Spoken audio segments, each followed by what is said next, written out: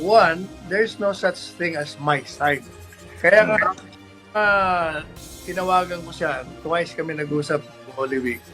At sinabi niya, I have not entered into any gentleman's agreement Nako, whatsoever. patay tayo dyan. Period. Ito ang iginiit ni dating Pangulong Rodrigo Duterte sa makailang beses na pakikipag-usap ni dating Chief Presidential Legal Counsel Salvador Panelo sa kaniya sa telepono.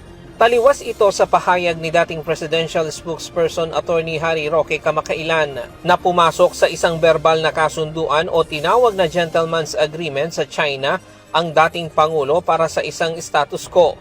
Ibig sabihin, walang gagalawin na ang dalawang bansa sa pinagtatalunang mga bahura. Nangangahulugan din ito na walang dadalhin construction materials sa BRP Sierra Madre sa Ayungin Shoal at wala ding gagalawin ang China sa kanilang mga itinayong istruktura sa lugar. Ayon kay Panelo, maging si dating Defense Secretary Delfin Lorenzana ay nakausap niya hinggil dito at itinanggi rin ang sinasabing kasunduan.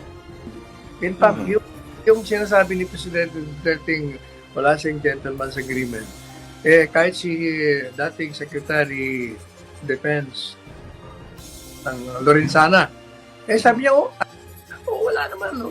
I don't remember any gentleman's agreement. Ayon kay Panelo, hindi sila nag-uusap ni Atty. Roque tungkol sa issue.